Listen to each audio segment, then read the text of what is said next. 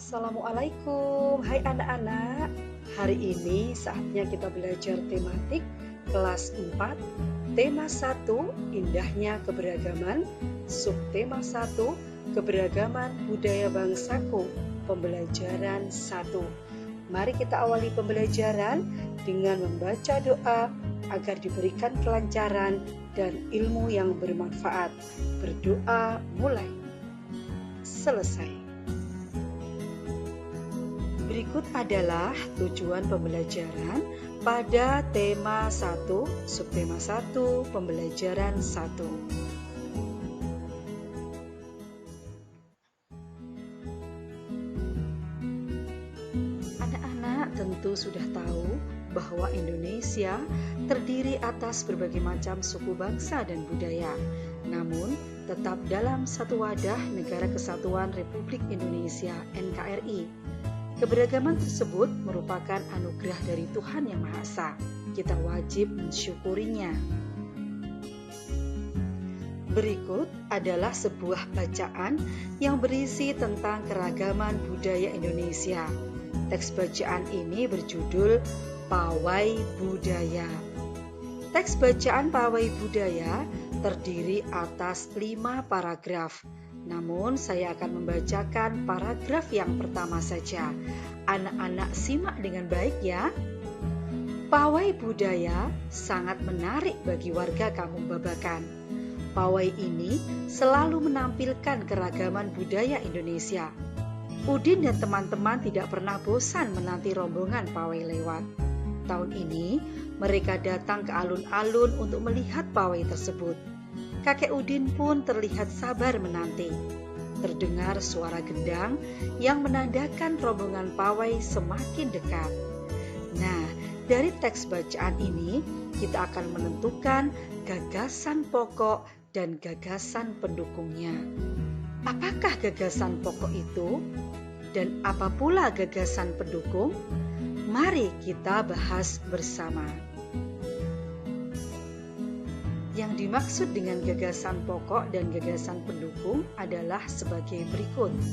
Gagasan pokok adalah topik yang dibahas pada suatu teks. Gagasan pokok ditemukan pada kalimat utama yang terletak di bagian awal, akhir, atau awal dan akhir paragraf. Sedangkan gagasan pendukung adalah uraian atau informasi tambahan pada suatu bacaan. Setelah memahami pengertian dari gagasan pokok dan gagasan pendukung, sekarang kita akan belajar tentang cara menentukan gagasan pokok dan gagasan pendukung. Yang pertama, bacalah teks dengan cermat. Yang kedua, cermati kalimat pertama hingga kalimat terakhir pada setiap paragraf. 3. Temukan kalimat utama dan kalimat penjelas dalam suatu paragraf. Nah, supaya anak-anak memahami penjelasan yang saya berikan, silakan perhatikan contoh berikut ini. Kita kembali pada paragraf pertama bacaan yang berjudul Pawai Budaya. Marilah kita cermati kalimat yang pertama sampai dengan kalimat yang terakhir pada paragraf 1 ini. Kalimat yang pertama, pawai budaya sangat menarik bagi warga Kampung Babakan. Kalimat yang kedua, pawai ini selalu menampilkan keragaman budaya Indonesia. Kalimat yang ketiga, Udin dan teman-teman tidak pernah bosan menanti rombongan pawai lewat. Kalimat yang keempat, tahun ini mereka datang ke alun-alun untuk melihat pawai tersebut. Kalimat kelima, kakek Udin pun terlihat sabar menanti. Kalimat yang keenam, terdengar suara gendang yang menandakan rombongan pawai semakin dekat. Setelah kita cermati kalimat-kalimat yang terdapat pada paragraf 1 ini, maka kita bisa menentukan bahwa kalimat yang pertama ini merupakan kalimat utama. Sedangkan kalimat yang kedua sampai dengan kalimat yang keenam merupakan kalimat penjelas. Tadi kita telah menemukan kalimat utama dan kalimat penjelas pada paragraf 1. Sekarang saatnya kita menyajikan gagasan pokok dan gagasan pendukung paragraf 1 dalam bentuk peta pikiran. Berdasarkan kalimat utama pada paragraf 1, kita dapat menentukan gagasan pokoknya adalah pawai budaya menarik perhatian warga Kampung Babakan. Nah, anak-anak perhatikan bahwa dalam satu paragraf hanya terdiri atas satu gagasan pokok.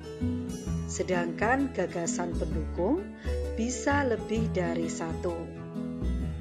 Tadi kita temukan pada paragraf 1 terdapat 5 kalimat penjelas.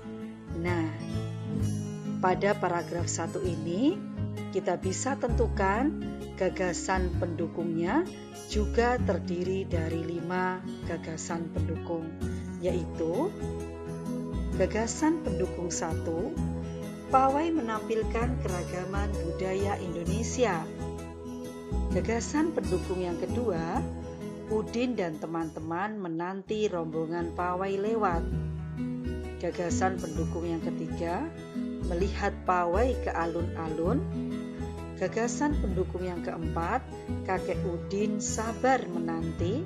Dan gagasan pendukung yang kelima adalah suara gendang menandakan rombongan pawai semakin dekat. Setelah menyimak dengan baik penjelasan yang Ibu sampaikan, sekarang saatnya anak-anak untuk berlatih menemukan gagasan pokok dan gagasan pendukung yang terdapat pada suatu bacaan. Coba anak-anak, bacalah paragraf 2, 3, 4, dan 5 pada teks bacaan yang berjudul Pawai Budaya. Temukan gagasan pokok dan gagasan pendukungnya, lalu tuliskan pada peta pikiran seperti contoh di bawah ini.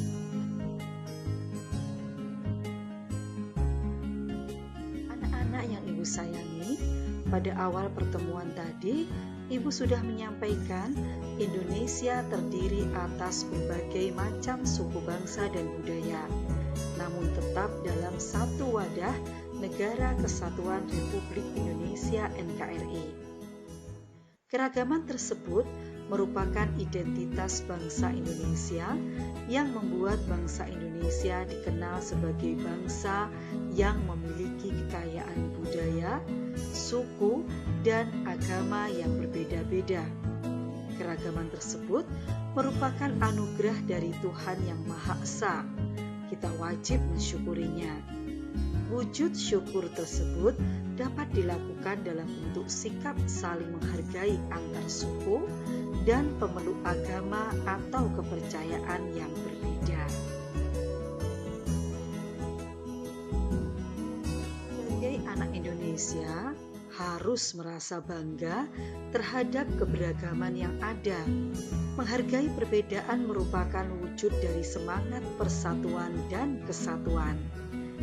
Pada tugas yang kedua ini, coba anak-anak tuliskan pada kolom berikut apa yang telah kamu lakukan untuk menghargai perbedaan yang ada, serta tuliskan contoh-contoh sikap tidak menghargai keberagaman yang kamu ketahui. Berikut contoh kolom untuk mengerjakan tugas 2. Kolom yang pertama, sikap menghargai keberagaman.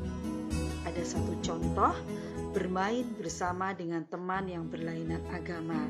Silakan anak-anak isi nomor 2 sampai dengan nomor 5. Kolom yang kedua, sikap tidak menghargai keberagaman. Contohnya, bermain hanya dengan teman yang satu suku bangsa. Nah, silakan anak-anak tuliskan contoh yang lain nomor 2 sampai dengan nomor 5. Selain kaya akan budaya, tarian, dan makanan khas daerah, Indonesia juga kaya akan jenis alat musik. Berikut adalah contoh alat musik yang dimiliki oleh berbagai suku di Indonesia. Cara memainkannya berbeda-beda. Nah, pada gambar yang pertama, ini adalah alat musik yang bernama kecapi dari Jawa Barat. Cara memainkannya adalah dengan dipetik. Gambar yang kedua adalah alat musik angklung dari Jawa Barat. Cara memainkannya dengan digoyangkan. Lalu gambar yang ketiga adalah alat musik saluang dari Sumatera Barat, dimainkan dengan cara ditiup. Gambar yang keempat adalah kendang dari Jawa Barat, dimainkan dengan cara dipukul. Dan gambar yang kelima adalah tifa dari Papua, dimainkan dengan cara dipukul.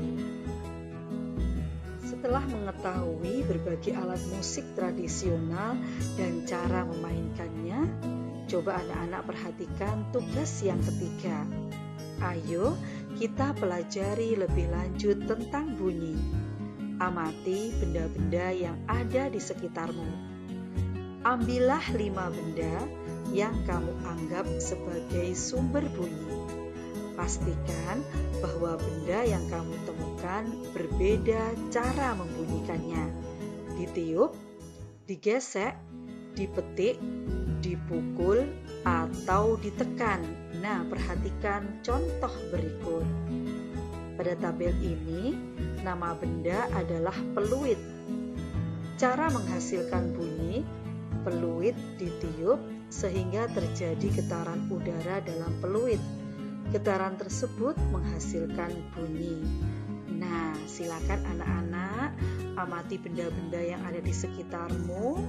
Ambillah 5 benda yang kamu anggap sebagai sumber bunyi dan pastikan cara membunyikannya berbeda-beda ya. Lalu tuliskan pada tabel seperti contoh di atas. Dari hasil pengamatan pada tugas 3, kita jadi tahu Tuhan Yang Maha Esa menganugerahkan kita indera pendengar. Melalui indera ini, kita dapat mendengar dan menikmati hasil karya seni budaya yang beragam. Ayo kita cari tahu lebih lanjut tentang hal tersebut. Segala macam bentuk bunyi berasal dari benda yang bergetar. Getaran dari suatu benda akan mengakibatkan udara di sekitarnya bergetar. Getaran tersebut menimbulkan gelombang bunyi di udara. Benda-benda yang bergetar dan menghasilkan bunyi disebut dengan sumber bunyi. Bunyi dapat merambat melalui benda padat, cair, dan gas. Akan tetapi, bunyi tidak dapat merambat pada ruang hampa. Sampai di sini dulu pembelajaran kita hari ini. Satu pesan penting yang harus anak-anak perhatikan, bahwa dalam kehidupan sehari-hari banyak perbedaan yang kita temui, mulai dari perbedaan agama, suku, hingga warna kulit.